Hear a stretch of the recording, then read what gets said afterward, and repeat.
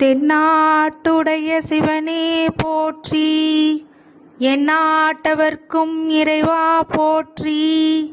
விக்னேஸ்வராய நமக. குலதெய்வமான ஸ்ரீ பொன்னம்பல சுவாமி, ஸ்ரீ பொன்முத்து கருப்பண சுவாமி, அங்காள பரமேஸ்வரி பாப்பாத்தி அம்மன் துணையுடன் இந்த நாள் இனிய நாளாக அமைய அனைவரின் அவரவர் குலதெய்வம் காத்து அருள் பாலித்து பிரம்மாண்ட வெற்றியை கொடுக்க வணங்குகின்றேன். இன்று பிறந்த நாள் மற்றும் திருமண நாள் காணும் அனைத்து சொந்தங்களுக்கும் என்னுடைய நல்வாழ்த்துக்கள். இந்த வீடியோ எதை பற்றி அப்படின்னு சொன்னீங்கன்னா, 3 வருட பலன்கள், அடுத்த வருகின்ற 3 வருட 2025, 2026, 2027 இந்த 3 இயர்ஸ் ப்ரெடிக்ஷன் எதுக்காக அப்படின்னு சொன்னீங்க அப்படின்னா, உங்களோட வாழ்க்கையில் என்ன ப்ரீ பிளான் பண்ணிக்கலாம், உங்கள் திருமணம், உங்களுடைய திருமண வாழ்க்கை, அதன் பிறகு உங்களுடைய உடல்நிலை சார்ந்த ஹெல்த் இஷ்யூஸ், ஹெல்த் ப்ராப்ளம்ஸ், இல்லை ஹெல்த்து எப்படி கொண்டு போகும், வெல்த் எப்படி இருக்கும், உங்களுடைய புத்திர பாக்கியம், இந்த மாதிரி நிறைய விஷயங்களை இந்த காணொலியில் நீங்கள் பார்க்கலாம். ஃபாரினில் இருக்கிறவங்களும் இந்த பதிவு முக்கியமானது, நீங்கள் பார்க்கலாம். அதே மாதிரி இந்த பதிவானது உங்களுக்கு வாழ்க்கையில் என்ன செய்யணும், என்ன செய்யக்கூடாது அப்படிங்கிற கோச்சார ரீதியாக 4 கிரகங்கள், சனி, ராகு, கேது, குரு அப்படின்ற ஒரு வருடத்துக்கான கோச்சார பலன்கள் இந்த 4 கிரகத்தின் அடிப்படையில் பொதுவாகவே கணிக்கப்படுறது. அந்த கணிக்கப்பட்ட விஷயங்கள் எல்லாத்தையும் உங்களுக்கு முழு விவரமாக இந்த காணொலியில் கொடுத்துருக்குறேன். இதை முழுக்க பாருங்கள். நான் உங்களுடைய சேனலை சப்ஸ்கிரைப் பண்ணுங்கள், பெல் ஐக்கானை ப்ரெஸ் பண்ணுங்கள், நோட்டிஃபிகேஷன் ஆன் பண்ணிக்கோங்க. தொடர்ந்து எங்கள் வீடியோஸ்னால மிகப்பெரிய அளவில் பயன் பெறுவீங்க அப்படின்றது சொல்லி, இந்த முழு பதிவை உங்கள் உற்றார் உறவினர்கள், நண்பர்கள் அனைவருக்கும் பகிர்ந்து பயன் தருமாறு கேட்டுக்கொள்கின்றேன். 2024, 25 எப்படிப்பட்ட பலன்கள், சனி 5ஆம் இடத்துலேருந்து 6ஆம் இடத்துக்கு போகிறதும், ராகு 6ஆம் இடத்துலேருந்து 5ஆம் இடத்துக்கு போகிறதும், கேது 12ஆம் இடத்துல விரயத்துலேருந்து லாபத்துக்கு போகுது, குரு 8ஆம் இடத்துல அஷ்டம குருவாக இருந்த குரு இப்போ 9ஆம் இடத்துக்கு போகுது. இப்போது அந்த 5ஆம் இடத்துலேருந்து 6ஆம் இடத்துக்கு சனி போகும்போது, சனியானவர் உங்களுக்கு எப்படி கொடுக்க போகிறார், இந்த 2025 சனியும் 5 to 6ஆம் இடத்துக்கு போகிறது, 2026 6ஆவது இடத்துல தான் இருக்கார், 2027 சனி 6ஆம் இடத்துல தான் இருப்பார். இப்படி இருக்கும்போது இந்த சனி 6ஆம் இடத்துல இருக்கும்போது அந்த பார்வைப்படுகின்ற இடத்துனாலே இருக்குது. சனி 6ஆம் இடத்துல இருக்கும்போது நோய், எதிரி, கடன், ஏதாவது ஒரு விஷயங்களை கொடுத்து அதை கொடுமைப்படுத்துவார் அப்படிங்கிறது தான் உண்மை. எப்படி முதல்ல எடுத்தோடனே என்னங்க எப்படி சொல்கிறீங்க, அது பார்வை பலமும் இருக்குல்ல. 6ல் உள்ள சனி கெட்டதை கொடுத்தாலும் உங்களுக்கு நோயை கொடுத்தும் கஷ்டப்படுத்துவார், இல்லை எதிரியை கொடுத்து கஷ்டப்படுத்துவார், இல்லை கடனை கொடுத்து கஷ்டப்படுத்துவார். ஆனாலும் என் பெருமான் சிவனை நீங்கள் வேண்டிக்கிட்டு இருக்கும்போது ஒரு சில விஷயங்களை நீங்கள் தவிர்த்து வர்றது நல்லது நடக்கும் ஆன்மீக ரீதியாக. ஆனால் 6ல் சனி வரும்போது எந்த வகையில் ஜாகிரதையாக இருக்கணும் அப்படின்னா, ஆரோக்கிய விஷயத்தில் நீங்கள் உங்களுடைய ஆரோக்கியத்தில் பார்த்துக்கணும், உங்கள் கடனை உங்கள் கை கட்டுப்பாட்டுக்குள்ளே வச்சுக்கணும். அதே மாதிரி எதிரிகள் எப்படி கட்டுப்பாட்டுக்குள்ளே வைக்க முடியும், அவங்க நமக்கு தெரியாமல் மறைமுகமாக பண்ணால் என்ன பண்ணுறது அப்படின்னா, இறை வழிபாடு தான் பண்ணணும். இதுக்கு ஏன்னா முன்னாடி நடக்கிற விஷயங்களுக்கு நம்ம பலன் சொல்ல முடியும், பின்னாடி நடக்கிற விஷயத்துக்கு இறைவன் மட்டுமே நம்மளுக்கு துணையாக இருப்பார் அப்படின்னு சொல்லி, அது பார்க்குற பார்வையிலையும் பலன் அதிகன்ற அடிப்படையில் பார்த்திங்கன்னா, சனி 8, 12, 3 அப்படி 3 இடத்தையும் பார்க்குறார். அப்போ இந்த காலகட்டத்தில் மாற்றுப்பாலினத்தினரும் அசிங்கப்படுறது, அவமானப்படுறதுலாம் நடக்கக்கூடிய விஷயங்களாக இருக்கிறதுனால கவனமாக இருக்கணும் இந்த 2025. அதே மாதிரி 12ஆம் இடத்துல விரயத்தையும் பார்க்குறாரு. இதை சுப விரயமாக மாற்றிக்கிறது ரொம்ப நல்லது, இல்லாட்டினா ஹாஸ்பிட்டல் செலவு இந்த மாதிரி பிரச்சனைகளை கொடுக்கும். 3ஆம் இடத்தையும் பார்க்கும்போது புது முயற்சியில் தோய்வு, இல்லை தைரிய வீரியமாக இருக்கிறது, ஜெயம் படுறது அப்படிங்கிறதெல்லாம் கொஞ்சம் கஷ்டமான காலகட்டம் அப்படின்னு சொல்லி இந்த சனியோடைய பலனை சொல்கிறேன். அடுத்தது ராகு பாக்கியத்துக்கு போகிறது அப்படிங்கிறது ஒரு நல்ல நிலைமையாக அப்படின்னா புத்திர தடையை கொடுக்கலாம். அடுத்தது கேது 12ஆம் இடத்துல 11ஆம் இடத்துக்கு போகும்போது ஆன்மீக வழியில் நாட்டம் உள்ளவர்கள், ஆன்மீக சார்ந்த விஷயங்களை பண்ணுறவங்களுக்கு லாபங்கள் அதிகரிக்கக்கூடிய காலகட்டம்னு சொல்லலாம்.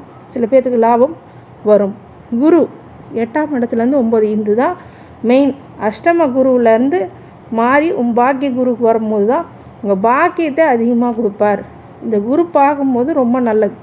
அந்த 9 குருவில் வர்றது மட்டும் பாக்கியம் கிடையாது, அது பார்க்குற பார்வை 1, 3, 5 அப்படி 3 இடத்தையும் பார்க்குறார். அப்போ லக்னக்காரையும் பார்க்குறார், உங்கள் ராசிக்காரகரையும் பார்க்குறார், அதே மாதிரி உங்கள் உபஜயஸ்தானத்தையும் பார்க்குறார்.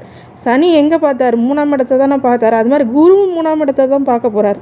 அப்படிங்கும்போது சனியால் வருகின்ற அந்த தடை, தாமதங்கள், புது முயற்சியில் வெற்றி அப்படிங்கிற ஸ்தானத்தை குரு பார்க்குறதுனால நிவர்த்தி ஆச்சு இந்த பிரச்சனை. அதே மாதிரி 9ஆம் இடத்துலேருந்து 5வது இடத்த பார்க்குறார். அப்படிங்கும்போது புத்திர பாக்கியமே இல்லை, சனினால் புத்திர பாக்கியம் இல்லை, ராகுனால புத்திர தடை இருந்தாலும் குரு வந்து அந்த 5ஆம் இடத்தை பார்க்கணும், புத்திர தடை நீங்கும் அப்படிங்கிறது ஒரு நல்ல விஷயம். பொதுவாக அப்புறம் இந்த 2025 பார்த்தீங்க அப்படின்னா இந்த 5ஆம் இடம் 6ஆம் இடத்து சனியும் ராகுவும் பிரச்சனைகளை கொடுத்தாலும் குருவானவர் காப்பாற்றவே வரார். அப்படிங்கும்போது இது ஆவரேஜான பலன்கள் உங்களுக்கு கண்டிப்பாக இந்த காலகட்டத்தில் நடக்கும். கொஞ்சம் கவனமாக இருக்கணும், எச்சரிக்கையாக இருக்கணும். 2025 2026 அதே கோச்சார பலன்கள் தான். சனி 6ஆம் இடத்துலையும், ராகு 5ஆம் இடத்துலையும், கேது 11ஆம் இடத்துலையே தான் இருக்கும். குரு 9லேருந்து 10ஆம் இடத்துக்கு போகிறாரு. 10ஆம் இடத்துக்கு போகும்போது 3 இடத்துல பார்வை எடுக்கிறவங்க தன குடும்ப வாக்குஸ்தானத்தையும் பார்க்குறார். அதே மாதிரி உங்களுடைய 4ஆம் இடத்திலான சுபபோக வாழ்க்கைக்கும் வீடு மனை அப்படிங்கிறதெல்லாம் வாங்கக்கூடிய நிலை, அப்புறம் தாயார் வழியில் நல்ல விஷயங்கள் நடக்கிறது அப்படிங்கிறது அதெல்லாம் நடக்கும். 10ஆம் இடத்துலேருந்து 6ஆம் இடத்தை பார்க்குறாரு. அப்படிங்கும்போது நோய் எதிரி கடன் அப்படிங்கிற விஷயத்துலேருந்து சனி பார்க்குறாரு வராருங்கும் போது அந்த இடத்த பார்க்குறார் குரு. அப்படிங்கும்போது நோய் எதிரி கடன் அப்படிங்கிறது உங்கள் கட்டுப்பாட்டுக்குள்ளே வரும். 2026 ஓரளவுக்கு நல்லாயிருக்கு. 2027 சனி 6ஆம் இடத்துல தான் இருக்கார். அப்படியே ராகு மட்டும் 4ஆம் இடத்துக்கு வந்துடுறார், கேது 10ஆம் இடத்துக்கு வரார். அதேமாதிரி குரு 10ஆம் இடத்துலேருந்து 11ஆம் இடத்துல தொழில் குருவிலேருந்து லாபஸ்தானத்துக்கு வராரு. குரு 10ஆம் இடத்துக்கு வந்து கொஞ்சம் தொழில் ரீதியான பிரச்சனைகளும் உத்தியோகத்தில் பறிபோகக்கூடிய பதவிகளும் இருந்தாலும் இந்த 11ஆம் இடத்துக்கு வரும்போது தொழிலில் லாபத்தை கொடுக்க காத்திருக்கிறார். ராகு வந்து 4ஆம் இடத்துல இருக்கிறது அப்படிங்கும்போது சனி ஆல்ரெடி நான் உங்களுக்கு பலன் சொல்லிட்டேன். ராகு வந்து 4ஆம் இடத்துல இருக்கும்போது உங்கள் சுகபோக வாழ்க்கையில் பிரச்சனையை கொடுப்பார். கேது 10ஆம் இடத்துல இருக்கும்போது தொழிலில் ஒரு சில திருப்தி இல்லாத நிலைமை, கவலைக்குரிய விஷயங்கள் இதெல்லாமே கேது 10ஆம் இடத்துல கொடுப்பார். குரு 10ஆம் இடத்துலேருந்து 11ஆம் இடத்துக்கு வர்றது இது வரைக்கும் தொழிலையோ உத்தியோகத்திலையோ பிரச்சனை இருந்தாலும் அதை நிவர்த்தி பண்ணக்கூடிய இடத்துல இருந்தார். 11ஆம் இடத்துக்கு வரும்போது லாபத்தை அதிகரிக்கக்கூடிய காலகட்டத்தில் பார்வை பலனால் 3, 5, 7 பார்க்குறார். அதாவது தைரியஸ்தானம், புது முயற்சி, இளைய சகோதர வழியில் நல்ல ஒரு மாற்றங்களும் ஏற்றங்களும் ஏற்படும். புத்திரபாக்கியம் கிடைக்கும். 7ஆம் இடத்துல கலத்திரஸ்தானத்தில் ஒரு நல்ல பலன்களும் உங்களுக்கு கிடைக்கும். திருமண தடையாகலும் திருமணம் ஆகாதவங்களுக்கு திருமணமாகும் அப்படிங்கிற விஷயம் பிஸ்னஸ் பார்ட்னர் வழியில் நன்மைகள் ஏற்படக்கூடியதாக இருக்கும். அதான் கோச்சார பலன்கள் இருந்தாலும் தசாபுத்தி பலன்களும் உங்களுக்கு பலன் சொல்லும்ன்ற அடிப்படையில் பார்த்திங்கன்னா குரு 2025 புத்திர பாக்கியத்தையும் புத்திர சம்பத்துக்கும் அப்படிங்கிறது உங்களுக்கு கிடைக்கும். உங்களுக்கு புது முயற்சி, இனம் மொழி தெரியாத ஒருத்தர்களால் நிறைய நன்மைகள் ஏற்படக்கூடியதாகவும் நண்பர்கள் வழியில் லாபம், சகோதர சகோதரி வழியில் லாபம் கொடுக்கும். வெளிநாடு பயணம், வெளியூர் பயணம், வெளிநாடு தொடர்புடைய வருமானம், பாக்கியத்தை கொடுக்கக்கூடிய இடத்துல புண்ணிய காரியங்களை பண்ணக்கூடியதாகவும் தந்தை வழி சொத்துக்கள் கிடைக்கக்கூடியதாகவும் ராசி சுபிட்சைக்கு அனைத்து வகையிலுமே கொடுக்கக்கூடியதாக இந்த 2025 குரு திசையில் உள்ளவங்களுக்கு குரு பலன்கள் கிடைக்கும். 2026 குரு திசை நடக்குது ஒருத்தவங்களுக்கு அப்படின்னு கேட்டிங்கன்னா உங்கள் ஜனனகால ஜாதகத்தில் நான் குரு திசை தாங்க போயிட்டுருக்கு. அப்போ 2026 தொழிலில் முன்னேற்றம், தன குடும்ப வாக்கு, அதாவது பொருளாதார ரீதியாகவும் நன்மை, அதே மாதிரி குடும்பத்திலையும் சுபிட்சம், மகிழ்ச்சி, அதே மாதிரி உங்களுடைய வாக்கு இது வரைக்கும் உங்களோட பேச்சே கேட்கலைங்க, என்னோடய பேச்சுக்கு மதிப்பு இல்லைங்க, என்னோடய பேச்சை வந்து யாருமே ஒரு பெருசாக எடுத்துக்கலைங்க அப்படிங்கிறவங்களுக்கெல்லாம் இப்போ வெற்றி மீது வெற்றி கொடுக்கும். 4ஆம் இடத்துலையும் பார்க்குறாரு. அப்படிங்கும்போது உங்களுடைய சொத்து சுகங்கள் அப்படிங்கிறதும் உங்களுடைய வருமானத்தில் அதிகரித்து கிரகப்பிரவேசம் பண்ணக்கூடிய, வீடு கட்டி கிரகப்பிரவேசம் பண்ணக்கூடியதாகவும் உங்களோட சொந்த வீட்டுக்கு நீங்கள் போக போகிறீங்க. இது வரைக்கும் வாடகை வீட்டில் கஷ்டப்பட்டுருக்கவங்களாம் சொந்த வீடு கட்டுவீங்க. அதே மாதிரி ஒரு மனையாவது கண்டிப்பாக வாங்குவீங்க. அந்த மாதிரி விஷயங்கள் நடக்கும். 6ஆம் இடத்துக்கு பார்க்கும்போது கண்டிப்பாக உங்களுடைய வாழ்க்கையில் ரணவேதனையாக பட்டு இருந்த நோய்கள் எல்லாம் மாறும். அறுவை சிகிச்சை நடந்துகிட்டு இருக்கவங்களுக்கு உங்கள் உடல் தேறி நல்ல நிலைக்கு வரும். அதே மாதிரி சில பேர்த்துக்கு கடன் அடைக்கக்கூடிய நல்ல பிராப்தம் அமையும் குரு திசையில் உள்ளவங்க. அதே மாதிரி கடன் கட்டுப்பாட்டுக்குள்ளே, உங்களோட கட்டுப்பாட்டுக்குள்ளே வந்து கடன் அடைக்கக்கூடிய யோகமும் கிடைக்கும். எதிரிகளால் இவ்வளோ நாள் மறைமுக எதிரிகளால் இந்த சூழ்ச்சி, சூது, சூனியம் இந்த மாதிரி பண்ணிகிட்டு இருந்தவங்களுக்கெல்லாம் இப்போ குலதெய்வ அனுகிரகத்தினால நல்ல பலன் கண்டிப்பாக நன்மை ஏற்படும். 2027 அந்த ஆண்டு குரு திசை நடந்துகிட்ருக்குறாங்க அப்படின்னா லாப குருவாக வராரு. உங்கள் தைரியம், அது வீரியம் அப்படிங்கிறது வெற்றியை கொடுக்கக்கூடியதாகவும் இளைய சகோதர வழியில் நல்ல மாற்றங்களும் நண்பர்கள் வழியில் உதவிகளும் கண்டிப்பாக கிடைக்கும். நிறைய பேருக்கு நிறைய ஃப்ரெண்ட்ஸ் இருக்காங்க, பிரயோஜனம் இல்லாமல் இருக்குது. இந்த காலத்தில் பிரயோஜனப்படுவாங்க. அதே மாதிரி இது வரைக்கும் குழந்தைங்களால நிம்மதியே இல்லைங்க, குழந்தைங்க வழியில் பிரச்சனையாக இருக்குங்க அப்படின்னு சொல்கிறவங்களும் இந்த குழந்தைகள் வழியில் நல்ல நிம்மதி கிடைக்கும், சந்தோஷம் கிடைக்கும். அதே மாதிரி கலத்துற வகையில் கணவன் மனைவிக்குள்ளே பிரச்சனை இருக்குங்க அப்படிங்கிறவங்களுக்கெல்லாம் இந்த காலகட்டத்தில் ரொம்ப சுபிட்சமான பலன்கள் கொடுக்கும். 2 பேரும் ஒன்றா கூட சேருவீங்க. இல்லை டிவோர்ஸ் ஆயிடுச்சிங்க அப்படின்னா இன்னொரு திருமணம் பண்ணக்கூடிய காலகட்டமாக இந்த காலகட்டம் கண்டிப்பாக அமையும். அடுத்தது சனி திசை 2025, 2026, 2027 அப்படிங்கும்போது நோய் எதிரி கடன் அப்படின்ற ரோக சனிக்கு வராரு.